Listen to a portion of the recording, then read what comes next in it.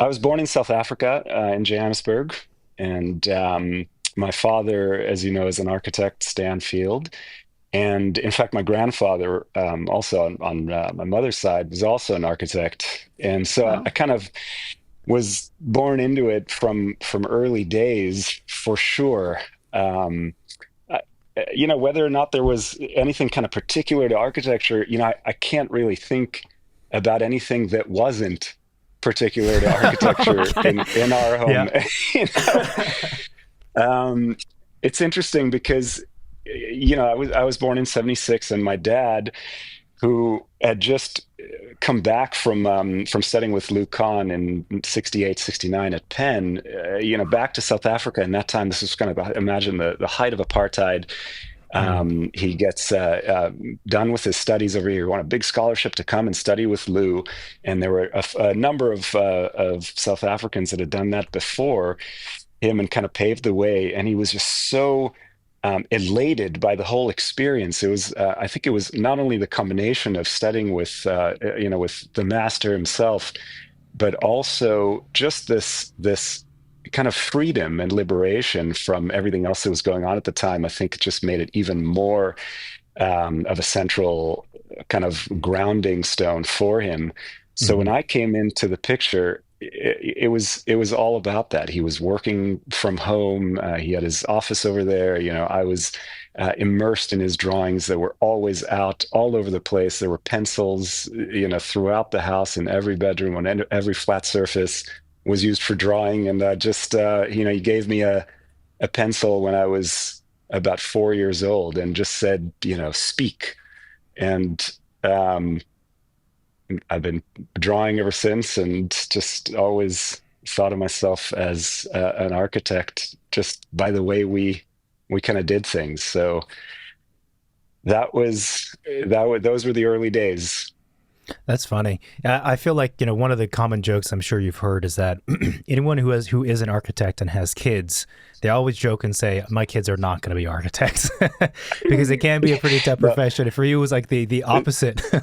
yeah, they learned the lesson. It was a pretty soft sell. He wasn't trying to usher me into the profession. I have two siblings, neither of which are architects, both my sisters. Um, and yet, I think that there was something about it that just felt kind of natural, like a natural calling. And really, I think that more so than architecture in particular, especially in the early days, it was more drawing, right? I mean, Yeah. it was just kind of became a tool of communication. And I actually remember that in South Africa in particular, being just immersed in such a rich natural world that was kind of the connective tissue between everyone who lives there, despite where they come from and whatnot and where they live. Um, I remember as a kid, one of my early memories is drawing a zebra and feeling through that drawing that I was able to kind of get a little closer to this animal that I could see but not touch. We'd go on these Hmm. safaris and visit game parks and all of this stuff regularly. And it was almost like a way of connecting a little closer with something. And that's something that I think became kind of a vehicle for me to just develop. And as I became a little bit more and quite increasingly kind of fluent with this new language of drawing, it kind of became a natural tool of expression and exploration. And I mean, that's those two things together are, in a nutshell, what we still do today with every project. That's amazing. So, do you recall at what point did you know that you would pursue architecture and study architecture as opposed to going into the arts or doing something else, design and drawing related, something else creative? I I started with drawing, and in as it kind of developed, I was always practicing my skill set in and out of my dad's office. So started with sketching, then building models, and Mm. kind of doing a series of really informal internships kind of throughout my childhood, if you will. When it came time to take I had the opportunity to take a kind of a technical drawing class in high school, and the final we learned how to use a T-square properly and all of the tools at the time. This is kind of before, Yeah. just before CAD was coming in, which is a bit of a separate uh, topic. But um, I remember vividly that it was the final project, and we had to design a house. And it was such an amazingly empowering thing because I'd been working with my dad prior to that, in and out of his office, and being able to actually take ownership of one of my own designs Mm. was actually something quite new that I hadn't really experienced before. And it was just so enthralling that I just dove head in. And, this is, I think it was my junior year in high school. And just it kind of produced like a full sheet set of plans and sections and details. And I remember turning this thing in, and kind of just turning a few heads in the high school department, Yeah. that Yeah. was kind of interesting. And when that carried me into the decision about college, I almost had to kind of retract a little bit and just say, hold on a minute, I'm becoming an architect too fast. Hmm. Which was an interesting thing because, working with my dad and doing this course, and now I'm all of a sudden kind of an architect, and the thought of going into a 5-year, BArch program and coming and, going right into the workforce on the other end almost seemed a little bit limiting to me. So Hmm. I very deliberately, instead of that, decided to come at it a bit more broadly, and I went to did my undergraduate at UC Santa Barbara, and I actually enrolled in the arts department, in the art studio department, taking kind of architecture and architecture history on the side with David Gephardt, at the time, who was studying all of the Southern California modernists and so forth, and really just focusing on drawing itself. And Hmm. even within drawing, I couldn't get away from this idea of kind of mastering the tool, Of drawing. something that I've of drawing, yeah, something that I just love about the kind of rudiment of practice and developing one thing really well. I do that with a few. I'm not a man of many different interests. I have a few interests. I draw, I swim. I have an ocean love affair, and guitar, and all of those things I practice endlessly, just kind of as a way of in a kind of meditative way. And I think Art Studio really gave me the ability to sink deeply into the language of drawing and how I explore the world through it more broadly than just designing buildings. Hmm. And then, of course, when I went to graduate school, following that at Berkeley with kind of an intent focus on architecture in particular, I did feel like it helped me because I was not just interested in using the hand to explore buildings as kind of a final solution, but rather more as a way to kind of experience and explore the lives that went into the buildings, Hmm. which inevitably for me just always came back to this interest in nature and how we engage with it, and how we create our spaces in order to connect us with what's outside. Gotcha. So at UCSB, it clearly the things you were drawing were not just buildings. I'm assuming there were some buildings in there. Was it like life drawing? I mean, was it a whole wide spectrum of different types of content? I found an amazing professor over there, Gary Brown, and he was in the life drawing department over there. And I remember that one class. I think it was drawing 119, and I just took it throughout my entire that same course throughout my entire time at Santa Barbara, again and again and Oh, the again. same And 119, not 119, 120, 120, the same 119. yeah, exactly. There was, Okay. 109, I think, was the intro, and 119 was the advanced figure drawing class. And it was just amazing. The human body is quite a complex thing to understand, let alone draw. And I took a few pre-med classes so I could do the dissections and kind of learn the anatomy and the overlapping Oh, musculature and the skeletal system and the insertions of the muscles and the bones and all of these joints, which later kind of um, I think might have triggered a bit of an interest in mechanics and that sort of thing. But I think it was, it was a way to just focus. I love that aspect of what we do. We do one thing and we can really kind of dive deeply into it as a means of exploration and expression. so did you move? So when did you leave South Africa? Was it to go to UCSB or before then? Because also you don't have a But South African accent, yes, yeah. or can you have one?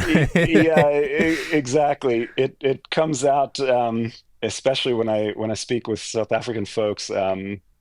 It does. But what we did is we actually we followed my dad's practice around as a kid. He came back from Khan's studio. He practiced in South Africa.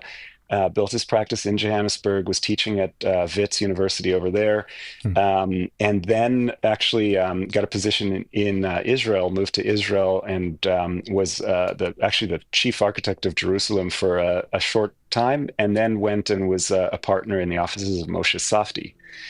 Ah, So that was my dad, and then we moved to Boston for a year, and then finally settled here in California, where our practice has been since in Palo Alto. gotcha. Wow.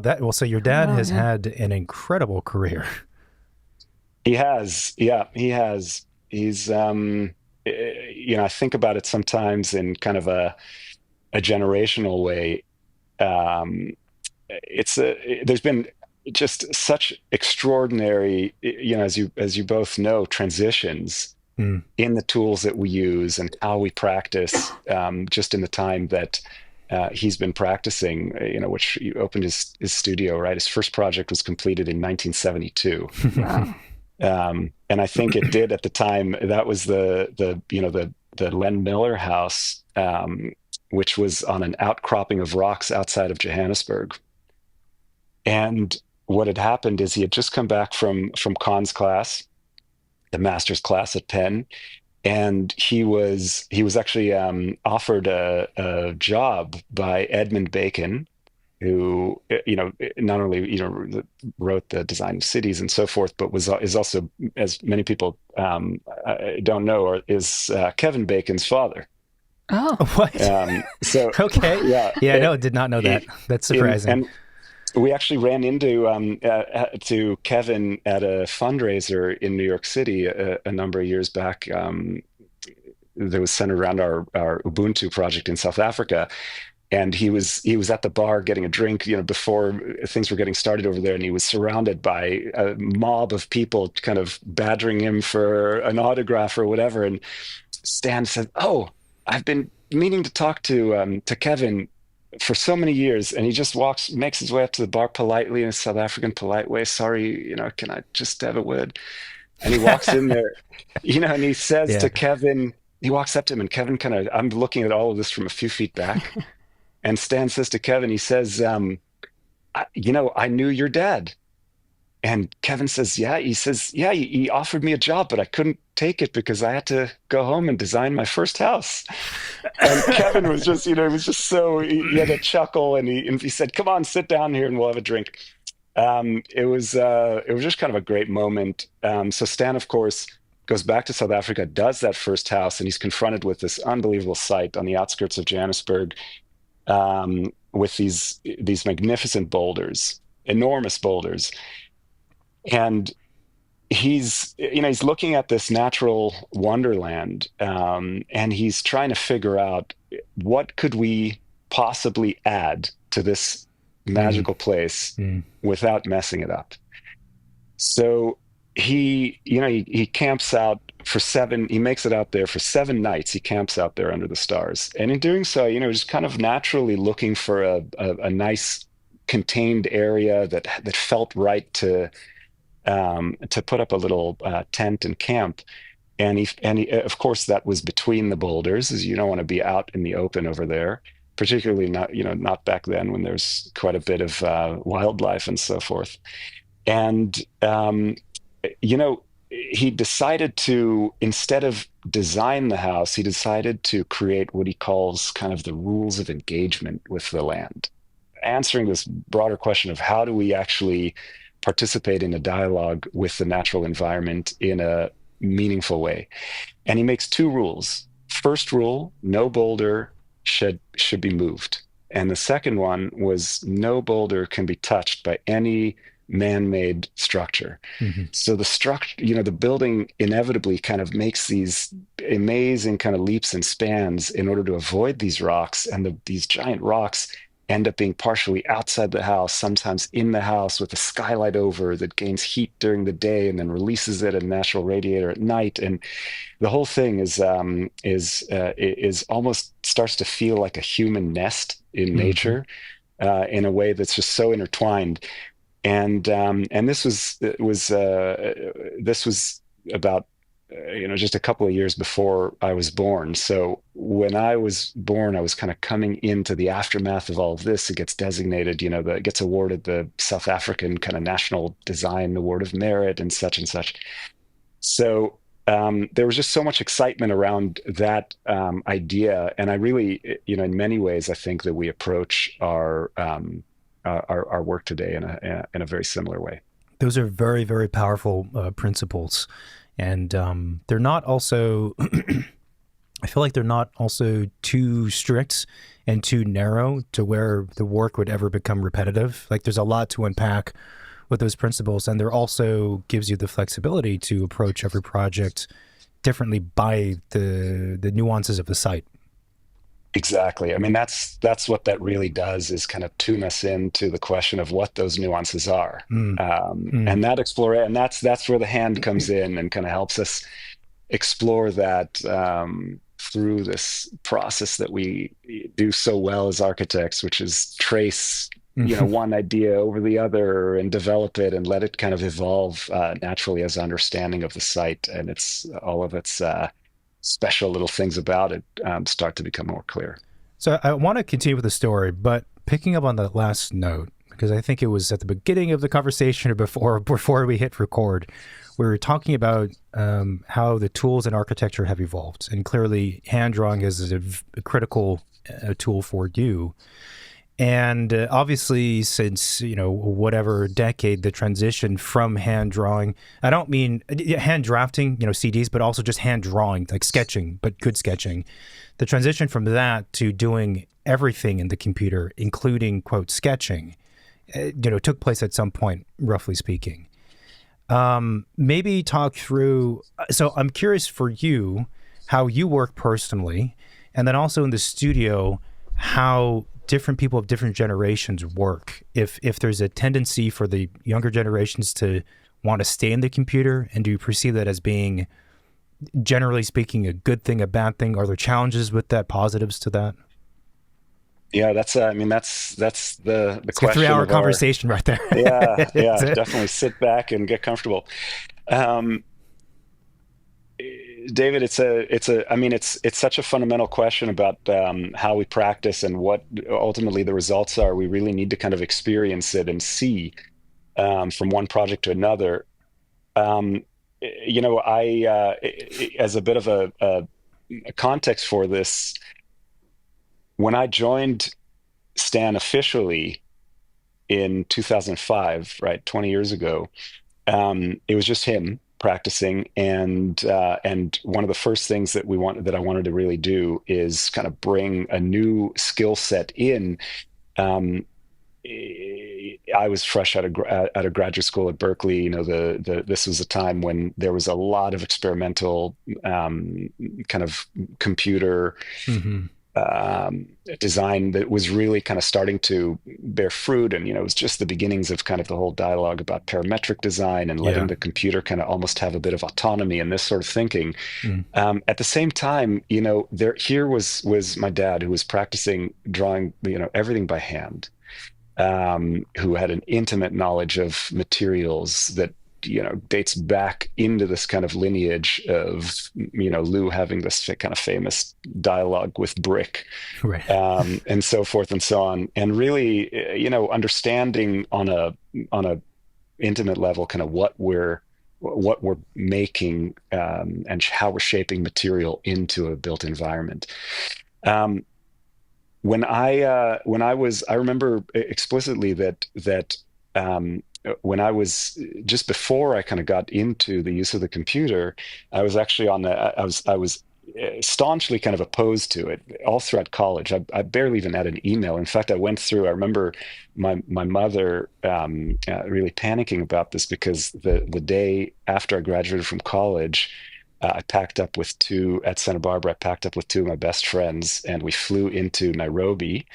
And we, with backpacks on our backs and little else, sketchbooks in hand, we actually trekked overland for 8 months from Nairobi all the way down to Cape Town. Wow. Okay. Yeah, it was a wild trip. There's some amazing terrain on the way, all the way from Tanzania, Malawi, Zambia, Botswana, Zimbabwe, Mozambique, and into South Africa. Drawing, along the way, and what I noticed along the way was this: is that people were taking pictures. I think it was still the film, but like they came up with a different kind of film that had a little uh, kind of more sophisticated cartridge or whatnot. Hmm. And in the time that my buddies would pull out a camera and kind of set up the angle and take a picture of an antelope or whatever it was, or a hippo. I remember those, seeing quite a few of those that scared the daylights out of me a few times. Just pull out a little sketchbook. So I had a small one that we got in London. We had a couple of days there before we flew into Nairobi. And I would just quickly kind of jot down the outline of the animal, just in these kind of practiced gesture drawings that I remember from figure drawing classes at that drawing 119. And it was amazing that here's the difference when I look back at it is that out of all of these pictures, and I now on my iPhone, I don't know how many. Sometimes I open it and it says how many, and it's just like dozens of thousands, and I don't know that I can remember Yeah. many of them individually, but I can remember every single one of the sketches that I did on that trip in Africa. Hmm. Every antelope, every kudu, the horn structure, the way the egrets over there sometimes can stand on one leg and how that weight shifts from one side to another, all of these things that kind of make us look a little bit deeper in a way that's kind of not compositional alone, but rather, has something to do with kind of taking something that's a blank piece of paper and constructing something on that piece of paper from nothing. And that, I think, has some sort of just an age-old, triggers some mechanism of um, uh, understanding something deeply, I think, that has relevance. So, when I joined my dad finally, one of the first things that we did is I've kind of brought my then budding technological kind of skill set to the office.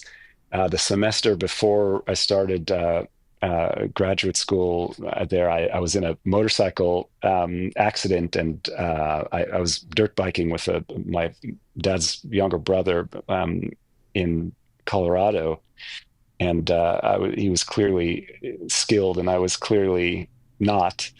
And I flipped one of these big dirt bikes over my head, and my hand got caught in the mud guard and kind of Oh, broke my hand. Oh.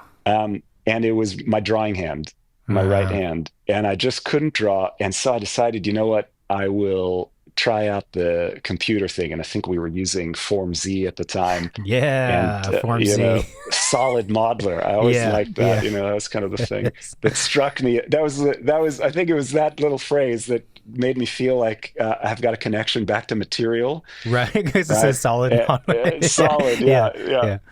So I just I try to figure out how to get my left hand to learn the mouse. It was quite easy, actually, Hmm. and I just kind of produced um, the next project, whatever I was working on at the time, with that, and never kind of looked back since. It hasn't stopped me from drawing. I do both, and I think that that's something that's translated into the way that we practice today. Obviously, we had moved at that point. Once I came into the office and joined my dad, remember, it was then just as two of us, so that now I could kind of take this hand sketching that we've been doing as a means of communicating with one another since childhood, and now accelerate it and amplify it. But yet, because it was conversational, meaning that it was, me and my dad sitting next to each other on at the drafting table, and just kind of engaging in a dialogue about ideas and what's exciting us, what are the things that are really kind of at the essence of the project and so forth. And so we were going constantly back and forth with the computer, printing something out, putting trace over it, directly drawing on top of the printout. And a lot of those drawings became almost like these hybrids that had their own graphic sensibility that was quite exciting in their own right. And, it was almost like the computer was needed just enough to kind of augment what we could all of a sudden accelerate and do even more robustly through the use of hand drawings. So I think that when Stan saw that, he really kind of embraced that as a new and powerful tool. And that's certainly something that we've been developing as kind of a core strength in the office, in the last 20 years since. What aspects about using FormZ or a 3D modeling program augmented and helped the hand sketching portion? Was it the ability to see things in 3D, to capture screenshots or dimensions or something else? Yeah, that's we build models first of all for all of our projects still, and I think the initial utilization of the software was really to be able to build models more accurately and kind of create almost kind of cut templates. So we were doing that. So what we do is it was almost kind of a way to accelerate the time that it took us to get from a sketch to something physical. Gotcha. So, what we do, sketch something out, talk about it as we always do, then I'd take it into the computer and kind of develop a bit of a crude massing for it at scale. Yep. And then we'd print that out, spray mount that onto on the board and cut it out and put it together, and then look at it, put it in the light, take it, rotate it. Very kind of physical engagement. Try to I think what we're really trying to do is imagine the space, right? How the light travels, under the roof and through a clear story, and how that changes when we rotate the model against kind of a static light source and so forth.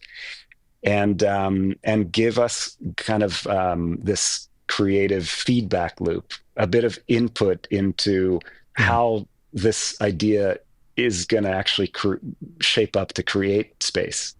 And then we can see if it's working or not. Yeah. Do you guys now do 3D printing, or is it mostly the hand model making method that you described? We have a 3D printer and a laser cutter in the office that we use regularly.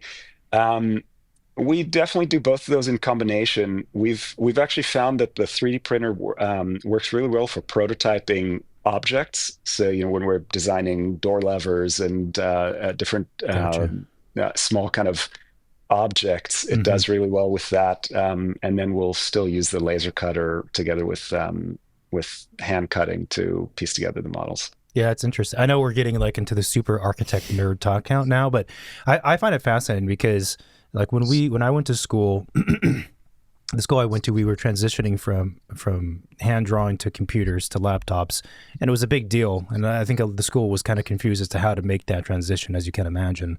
Right. But it's funny, your description of hand drawing, but then using the computer to create templates to trace over with an X-Acto. And using Super 77 spray, 3M spray is exactly what I did in school. And It was super helpful for the precise reasons you mentioned, but also there's something about the cardboard. I don't know what kind of materials you guys were using, but cardboard and 3D and physical models that allows you to see the light. And I've always wondered for the younger generation, the students who quote, just do 3D printing. I'm like, but do you get the same feedback from a design architecture study model when it's a white 3D printed plastic object? I just feel like you don't. I feel like it's not the same as the cardboard that you can rip apart, cut, and do and manipulate. You know what I mean?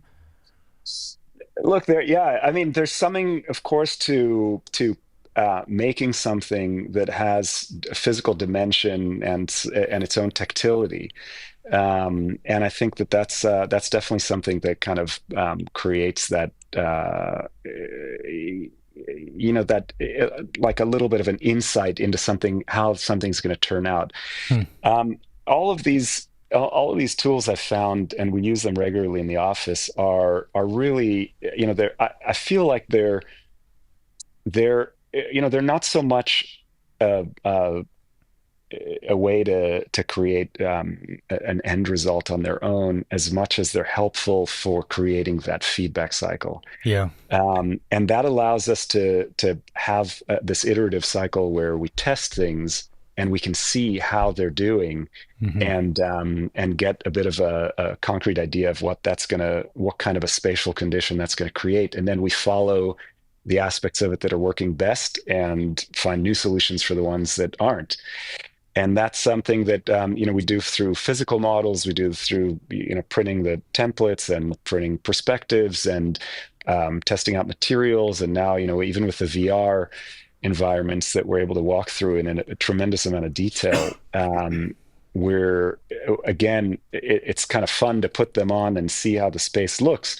But it's more helpful, I think, as a way to just get a sense of what that space is going to be like, what needs resolution, Hmm. what have we not looked at yet, and use that as a way to make things kind of ever more well resolved, and really get closer and closer to that original driving idea.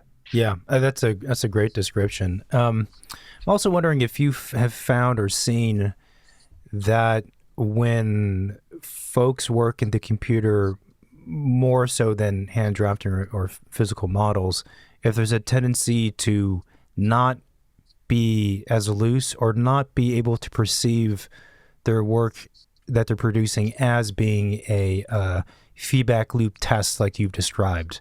And I asked the question because I've tended to see that it's easy, I think, at the computer to let yourself head toward what you assume to be more of a final solution. Maybe because the computer work is so crisp and definite, and it sometimes it's hard to kind of step back and say, wait, I'm just meant to be, testing or experimenting and understanding in that way. Right.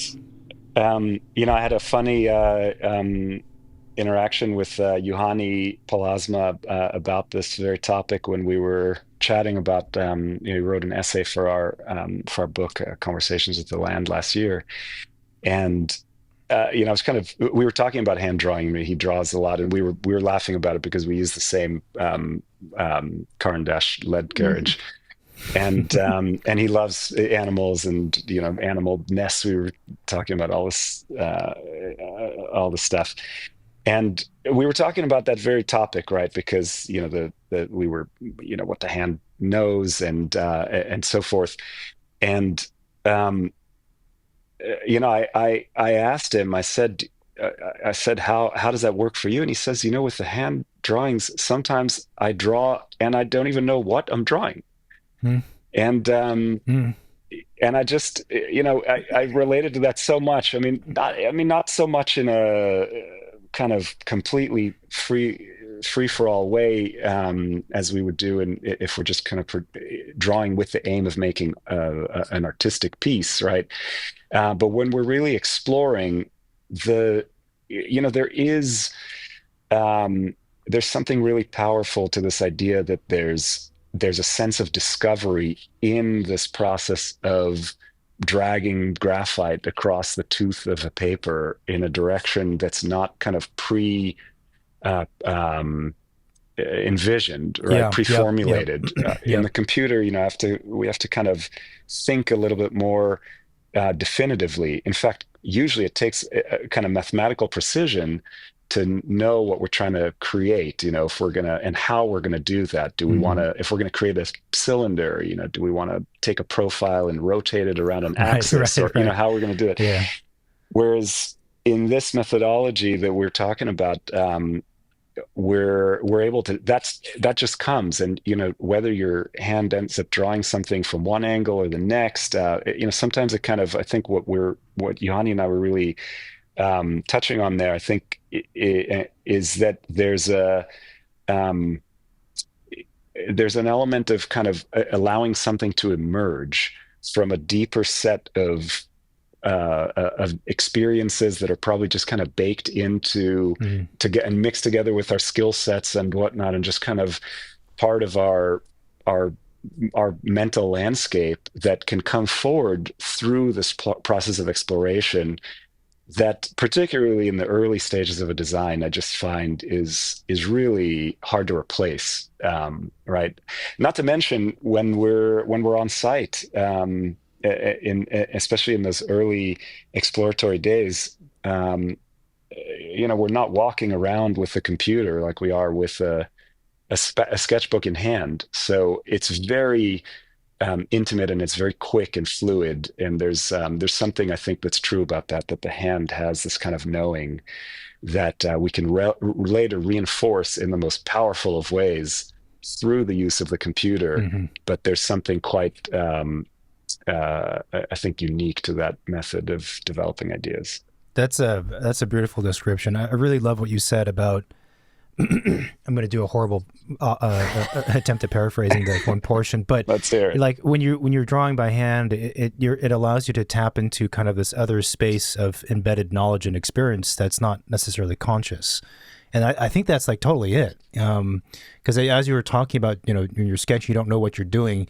To some people who maybe don't draw, that sounds like you're crazy, but that's really what it is. You're not drawing aimlessly, but there's something else that's happening. And that is very different, as you described, from the computer when you have to kind of pre-calculate everything. The That's right.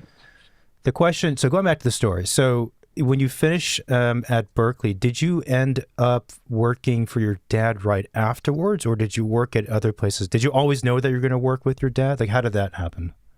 Yeah, that's a great a kind of a pivotal part of the journey for me, certainly. So before I was at Berkeley, I was actually I lived in San Diego for 2 years there. I worked Hmm. with Teddy Cruz, and he had an amazing office downtown San Diego, and he was also just kind of it was just such a inspired working environment, and I think maybe just a little smaller than we are now, but I think set kind of a model for that type of really vibrant studio culture that was just producing such great ideas at the time. And he had come to one of my drawing exhibitions.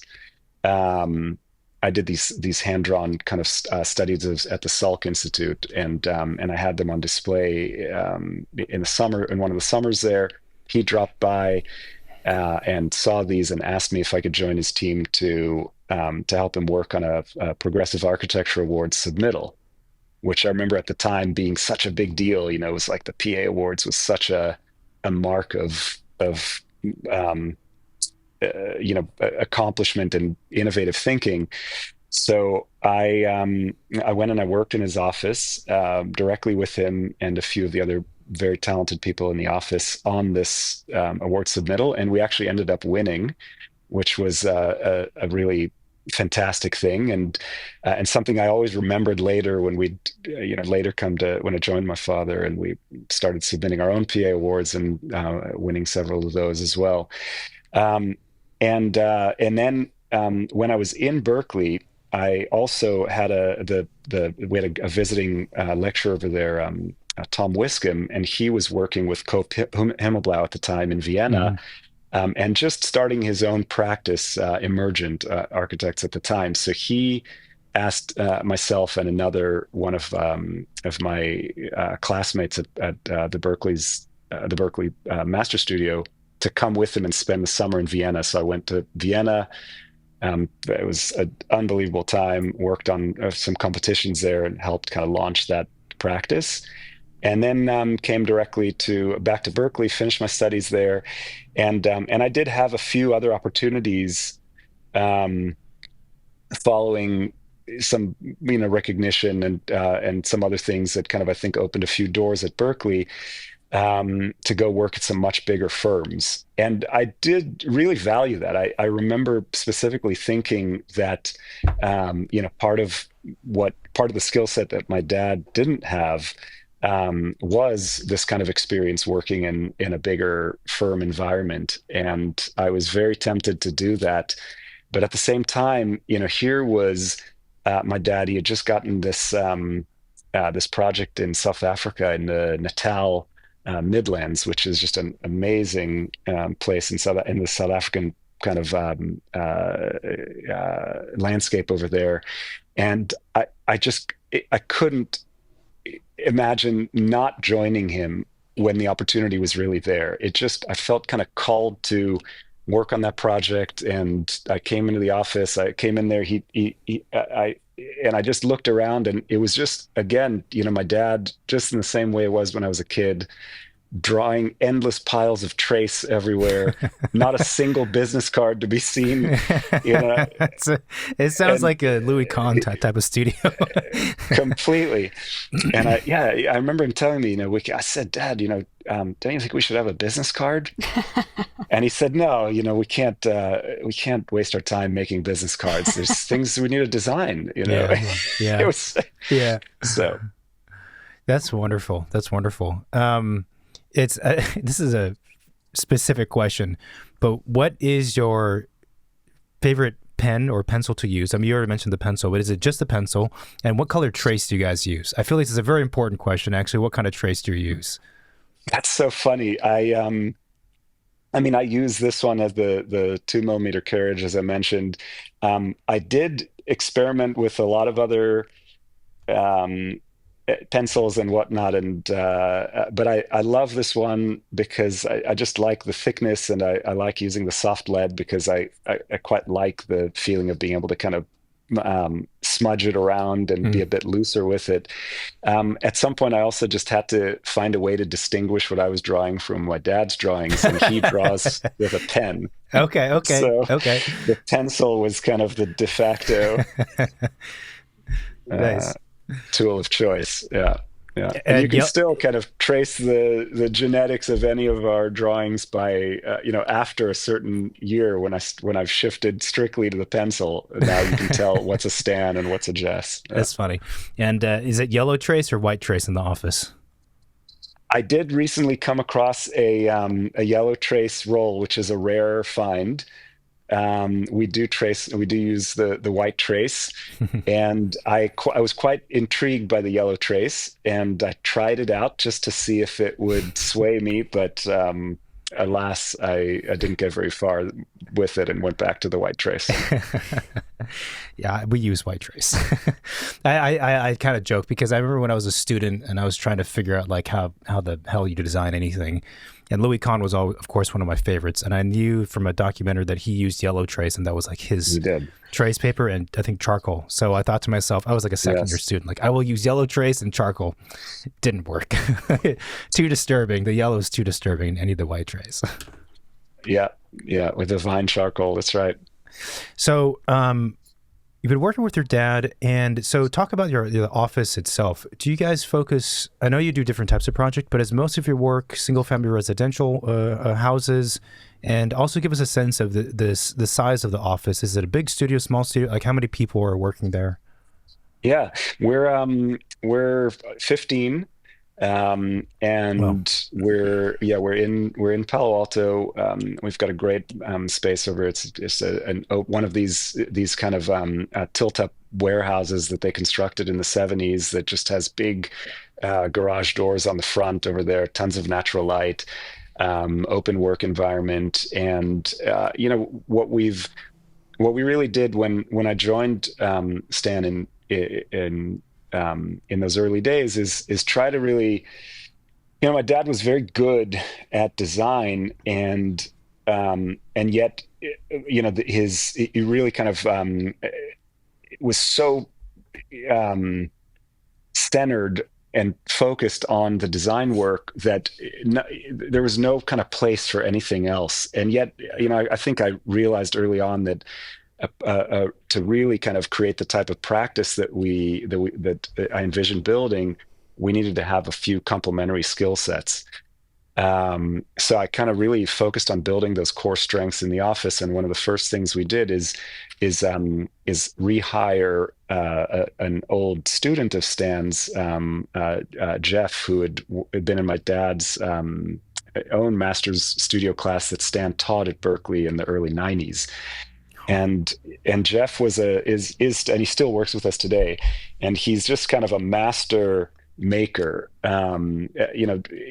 One of these individuals that I remember, even when I was interning in my dad's office when I was in high school. Jeff was in the office from time to time, kind of helping here and there, and he used to draw on gridded paper, and he would draw his details and figure them out in 1-to-1 scale. And Cool. I Super was cool. always just right. I mean, I was just so amazed by that. And here, was my dad, who was just this like mega thinker coming out of that whole language that Khan used to use, and we'd often have to kind of decrypt in order to figure out what the intent was really there. But just complementing that kind of big vision type of thinking with this intense look at how things are put together down to the 1-to-1. And I remember asking Jeff in those early days, why do you choose this scale? And he said to me, and we still laugh about this today as we're mentoring other staff and thinking like this, is that it's only when we draw something 1-to-1 then we can really kind of see all the parts and pieces that are necessary to put it together, and we can start to critique how that's happening. And I just love that. I embrace that, and I have kind of like I keep these sketchbooks by the dozen, and I've got this series from my first 10 years of practice that are my gridded sketchbook kind of years. And I was attempting to do basically the same thing. I draw everything at this kind of massive scale, and go out there, gridded sketchbook in hand, and talk to the contractors, and just go through this whole process, which of course now is happening with, through all of our ASKs and the request for Mhm. information and how we process all this through our drawing sets. But in those early days, I was doing all of that by hand through conversation. And I think it was very helpful because it really kind of gave me this much deeper understanding of how the work is put together and how to think about the execution of these bigger ideas in a very, very precise and intentional and kind of resolved way that I think really shows itself in the final feeling of the Mhm. of the spaces. Yeah. So it kind of came to, it was almost like we found this specialty and reinforced that specialty with that detailing. And the same thing happened as we started to grow and make these other hires. So we hired, some of our next hires after that were also, we hired incredibly talented gentleman named Mark, who had this incredible facility with renderings, and we made this kind of we made this pact to make every subsequent rendering in the office better than the last. And you can That's- imagine, how a decade later, that's become quite a bar to achieve, let right. alone exceed. But I think it was, and then of course, so many after that. So it was just a great way to reinforce I think the individuality of the folks in the office, and let everyone truly be an incredible contributor. And we've got a practice now where uh, any person in the office is a specialist at something. And I really love what that brings to the practice, because it really allows everyone to contribute in a way that has a certain expertise that every person is bringing to the greater team. That's an Do you interesting. do you Go ahead. find that each member of the team who's an expert and a specialist in that one thing, do you find that they already, when they came to join the team, that they knew what their specialty was, or is that something that they develop by being part of the team, and, Mm. and you kind of enhancing that?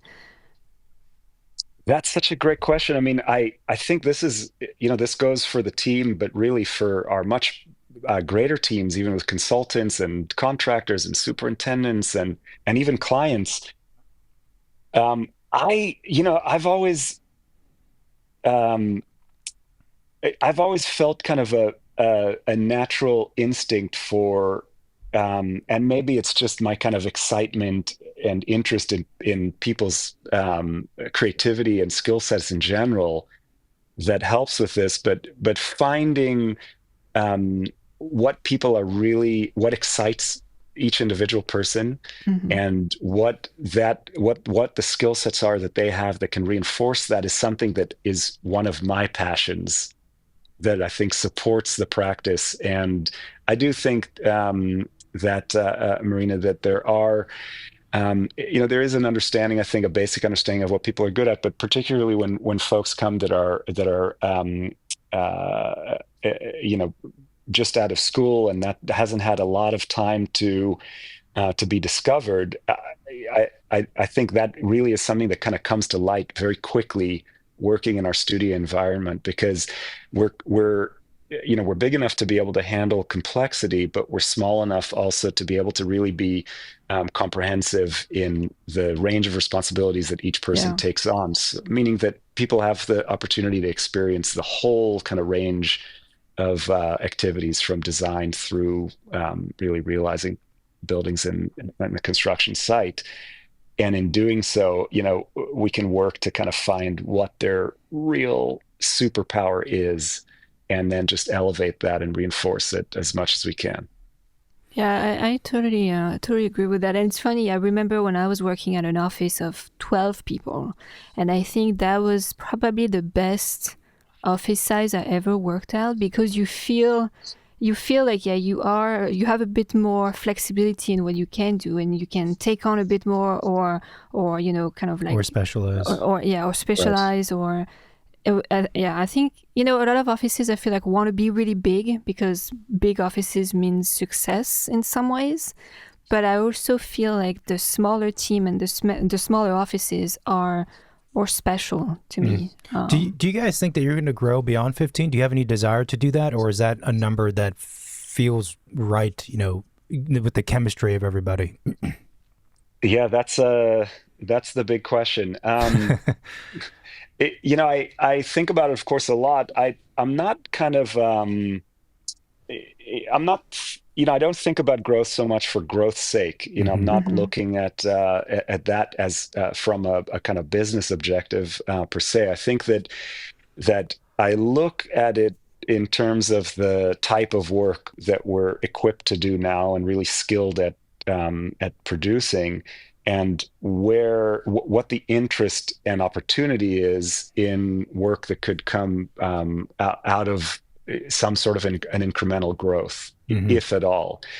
And I think with the current focus of the office on residential, where we've really kind of I think it's always been such a fundamental part of our practice. We've kind of gotten to a place where people that come to Field are really coming to us already knowing what our interest and passion is, and inevitably sharing some kind of feeling of interest in the land and what the nature of the terrain can produce in terms of architectural response, and how the particularities of the site that they've inevitably fallen in love with can really give rise to an architecture that feels like it has this kind of symbiotic relationship with that place. And that's something that is so exciting to us that we just want to do more of that. Hmm. And the each site being as new and as fresh as it is, kind of leads us from one project to the next. That started off in the Bay Area. We traveled back to South Africa, did some work in the landscape there. Then we started working on the coast and started doing projects down along the coast, Pescadero, and then Big Sur, and then another one in Big Sur, and then all the way up into wine country on the Napa side, then the Sonoma side, and up into Healdsburg. And then we just finished last year a project out in Ketchum in Idaho. and are now doing one in Canada and another in Mexico. So, each one of these places is so kind of rich with its own, we're going back to Stan's dialogue and rules of engagement with the land and these boulders. Each of these projects has its own boulders and its own streams and ravines and oceans and forests and whatever it might be is it takes kind of an intimacy of engagement that I struggle to figure out how can be reproduced at scale, right? It means Yeah. boots on the ground, walking the Yeah. land and understanding it in a way that can produce a building that feels like it belongs there. And Mhm. that's really, we're kind of structured as a firm to support that kind of endeavor. Yeah. Yeah, that makes complete sense, because one of the questions that was lurking in the back of my mind is that when you do the work that you guys produce at this level of quality, and also the kind of work and the philosophy behind it, and I've always wondered, like, for any office that approaches work that way, how do you scale? Because it sounds like very much that you and your dad, and maybe there's another principal involved, are like very involved in the design. It's not a hands off kind of studio, and the way that you work, and I don't know, it just, like, I've seen and been part of studios who have ballooned from 10 people to 25 and then above, and it just, a lot of times something gets lost in there, and it's not always, it's not like those offices were trying to grow just for growth's sake, like you said, but they needed to onboard people because they need more production power for these big projects. But yeah, somehow along that growth journey, things get kind of lost, and then the quality suffers, I would say, or the philosophy behind the work gets kind of muddied and sort of disappears. It's it reminds me of my dad, when we often talk about Khan, Lou, my dad calls him Lou. Also, my dad, by the way, when he was in Khan's masterclass, my dad had made the big investment in buying a car, this old used car, of course, at the time. And Lou famously didn't have a car and used to walk everywhere, but he was also had a lot of places to walk to, so he would Yeah. often hitch a ride with my dad, which my dad, of course, loved because he got Yeah, to chat with Khan, one on that's one, and kind of wild. just create this relationship. And later, when it worked in his office, as they were preparing some of those late '60s famous projects Huh. that he was working on. But I remember vividly my dad, when we talk often about this kind of Khan DNA, right? You know, he didn't often come to the solutions that he came to easily. And I'm sure most folks out there that have studied Khan have kind of come across this as well. But he really used to kind of like really angst over a design, and oftentimes kind of going one direction only to kind of throw it all away and start over from scratch and stay late at night in the studio with his charcoal trying to figure out what this was that wasn't quite right, that he had to do better. And I think that way of working is now, of course, we produce that and I think in a perhaps a much more efficient way today.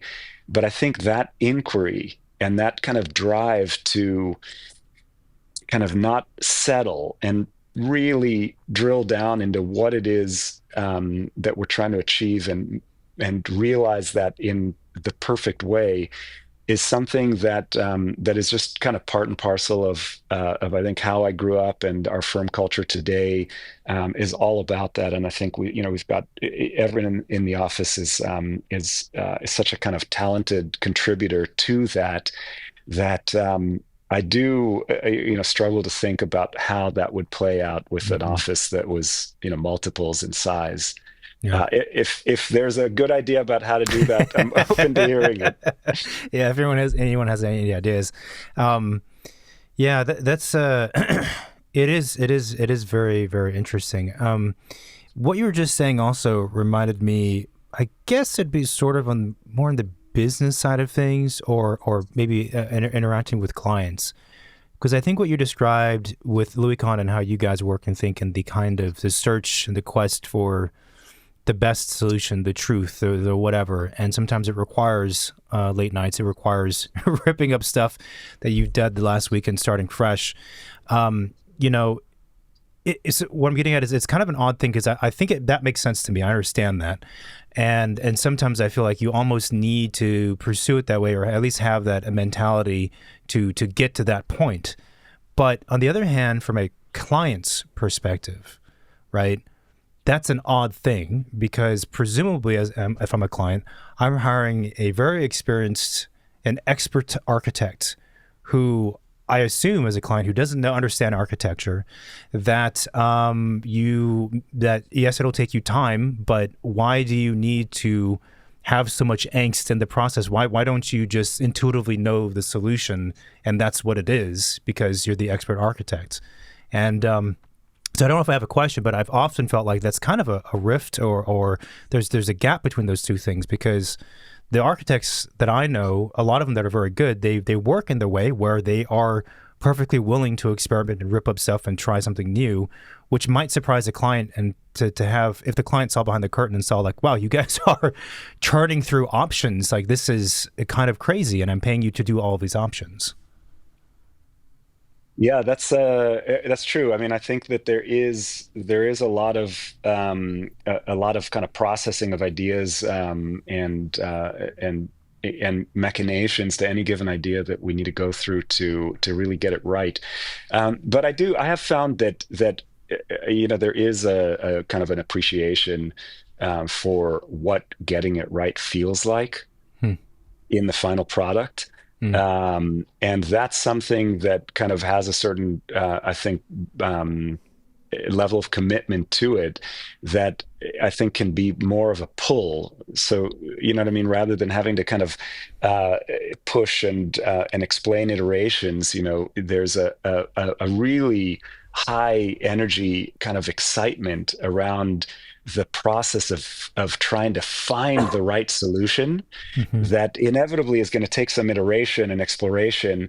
But what I really love doing, and I genuinely enjoy this, is kind of building on this connection that we have with the homeowners, landowners, oftentimes that come to us wanting to work on this special piece of land, and use that kind of shared love for the place to try to figure out together what the right solution is for that place. And I mean, we've just been so grateful and blessed to be able to work with such innovative, extraordinary people that, in their own right, have just done amazing things. And I think that what I really get a kick out of doing and really enjoy is seeing if I can kind of take an owner and help, as I do, oftentimes, as we were chatting about with our designers, and find what their superpower is that can be relevant to our project that we're working on, and engage them and let them kind of feel like they can really bring what they're good at in whatever fractional way it might be, to that goal of discovering kind of the right solution. And of course, that all has to go through our vision of how that becomes a work of architecture that fits in the land. But it is something that can be very exciting, and I've found that a lot of people really love doing that. In fact, we had one client that enjoyed the process so much that they ended up kind of switching gears from tech and going and starting a little side Wow. gig, doing energy consulting, and then they later sit on the planning, on the architectural review board, and then the planning commission, and eventually one of them, the same fellow, became the mayor of one of the municipalities that we worked on, so that he could really Wow. kind of try to get the agenda of the sustainable projects going forward and so forth.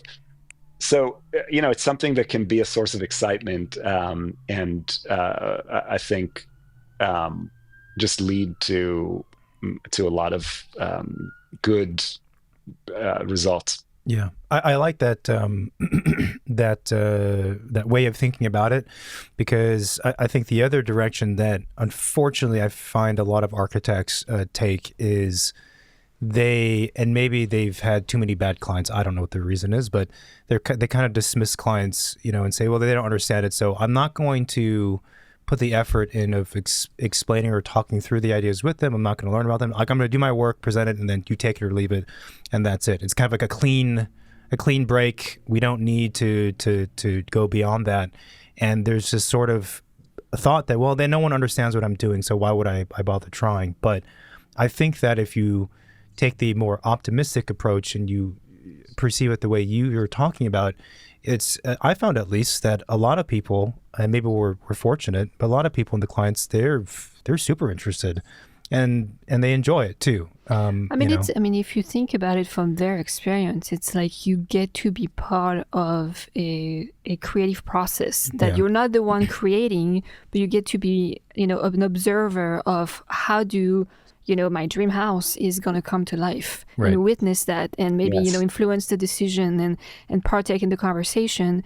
And that's the sounds way like fun to me. the way I just described it sounds Absolutely. really fun to me. Yeah. Right? It's like, let's go on the Absolutely. ride and let's see where that takes us. Yeah. And if you do it right, it's going to take you to an amazing place. So Yes. No, and absolutely. I mean, we just finished a home where the owner himself was really, this is someone that works in the tech industry over here, and would not be kind of part of their daily job at all, and yet was so kind of passionate about this idea of really kind of using the home to tune into the circadian rhythms, and would bring a lot of neurological research and data points and fascinating different ideas to the table that we formed this kind of ongoing dialogue about, and almost kind of felt like we're kind of partnering around this idea of tracking around our daily activities relative to where the sun is going to be and what the color of the light is going to be like at that time of the day, and where's the sun coming in across what depth of surface, and what is the materiality that we experience when it's illuminated by the light as it glances across versus hitting it direct on, and so forth and so on. And it just became such an instrumental and formative element in the creative process that I really feel like it wasn't kind of the typical way that architects think of kind of having to work through a series of a million decisions with the client, and rather was really this kind of genuine interest in creating something really innovative that suited that kind of shared passion that we both had for how we can use the building as this kind of lens to tune into the world outside that the building was really a part of. And that's what shaped the building. I think that it's something that obviously I think one would be able to recognize as one of our projects, but is something that came out of that dialogue with the owner, and kind of gave voice and elevated their own specific interests in a way that I think was special. Yeah, that's really cool. Is there a particular type of project that you guys haven't done yet that you would want to do? And is there any project, whether it be by building type or some other kind of criteria, that you would not take on? There are definitely projects that I feel are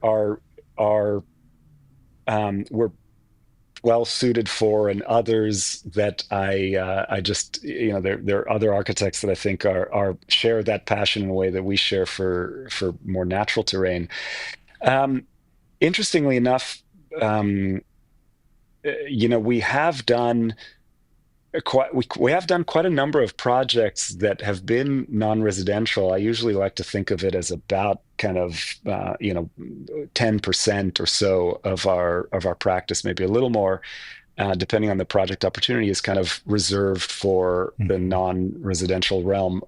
Like we did the Ubuntu Center in South Africa that was built in Port Elizabeth, in one of the townships outside Port Elizabeth, and we designed the Karoo Center in the wilderness in South Africa, which I'll talk about in just a second. And then the Kolomet synagogue complex over in Palo Alto, along with a few others that were really, I think we almost kind of used them as a bit of an R&D opportunity to explore, how we use materials and so forth at a scale that we often can't in a residential setting, Hmm. and then kind of cycle some of those lessons learned about what exciting opportunities came from that back into the residential work.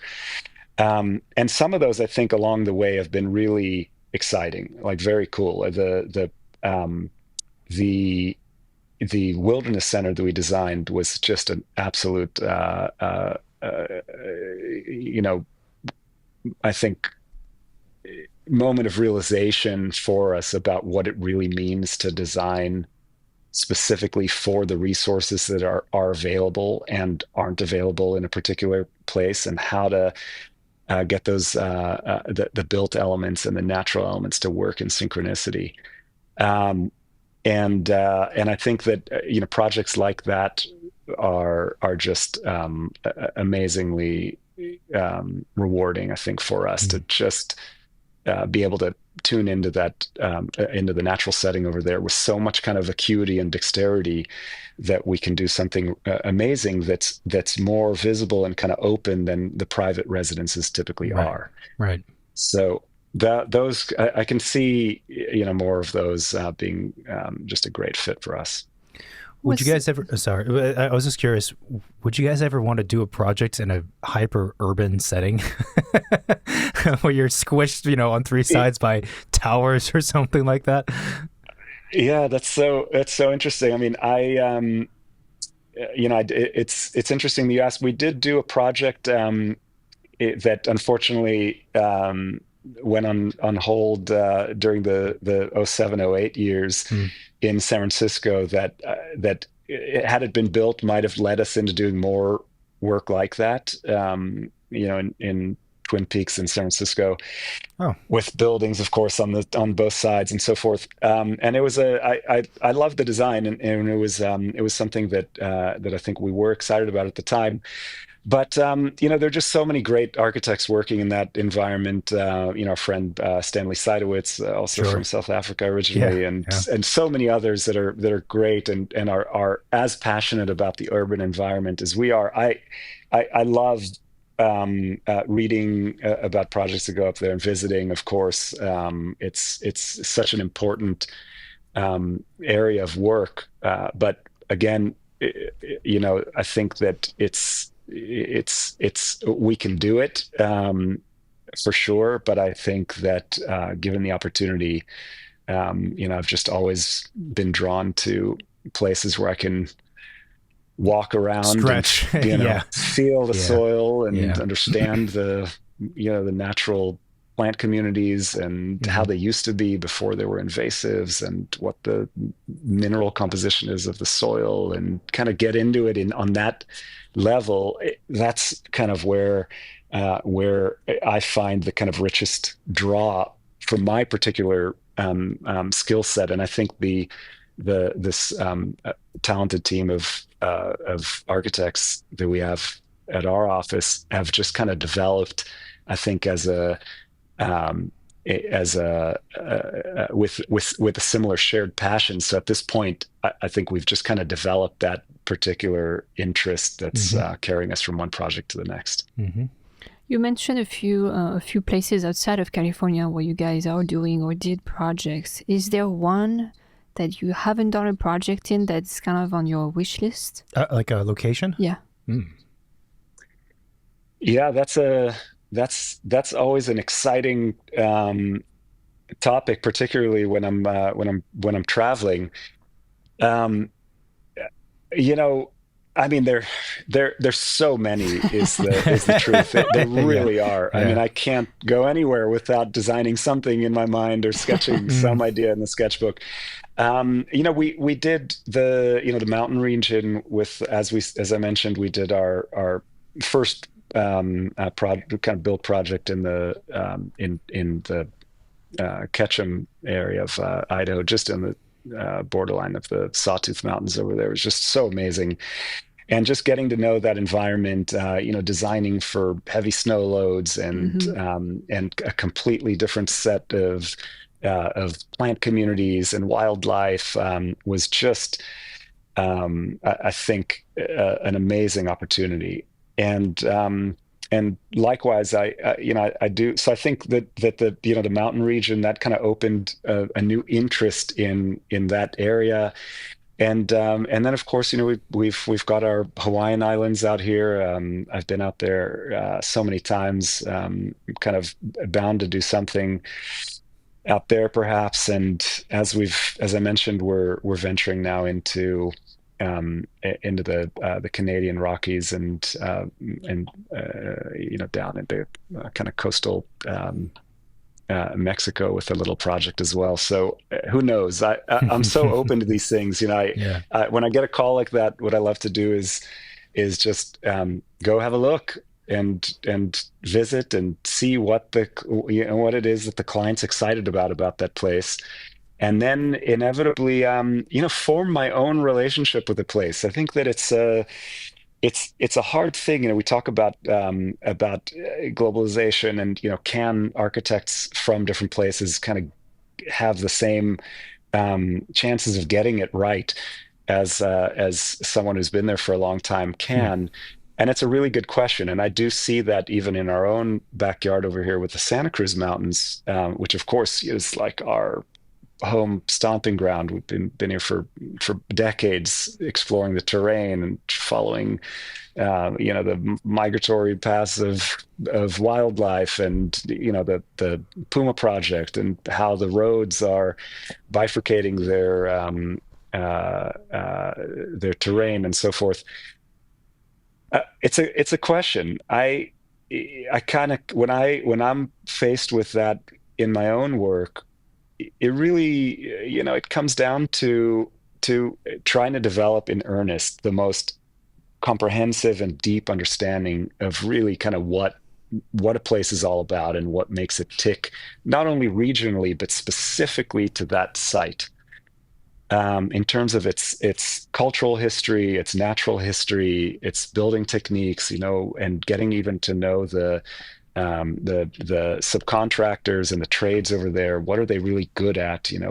How do the masons think about how they course stone, and how do things really kind of come together with a sense of place that we can extend and give kind of a new identity to, without replacing the built-in knowledge of what already has been shown over perhaps even hundreds of years, to really work as a response to that environment, but extending that a step further rather than replacing it. Yeah, yeah. It's a really really good question. I think that I don't know. I mean, who knows what the answer is, but I think that first and foremost, if one is a really good architect and observer, and you take the time to think about the place, then you'll probably do a really good job compared to the average architect. Because I think being in the place for a long time and for decades and whatnot is certainly an advantage. But I also feel like if the person doesn't have that ability to see, then it kind of falls on blind eyes or deaf ears. But that's an interesting topic. That's a thesis topic, I think. For sure. The last question we have, which is always a fun one, is what is your favorite building? Oh my goodness. Um, you know, I every time I think about that, I try to ask myself, is there any building other than the Salk Institute that I could come up with? Yeah, You know, and that's a high bar. Yeah. I just there are so many amazing buildings out there, but that one in particular is really it's just worth a visit. It, I was just chatting with a few folks in the office yesterday about my dad's teaching days at Berkeley, and in his master studio over there, the topic of Salk came up, and he just asked around the studio if everyone had been there, and when he heard that no one in the studio had actually been there, he had them pack up And that same Friday, they drove as an entire class Cool. all the way down to Salk and made it just in time for the sunset to come down and Oh, that same illuminate day. Oh my the water gosh. trough. That's a long drive. That's like From Berkeley. yeah, it's like a that's 10-hour That was a drive. Yeah. Yeah. Totally. Yeah.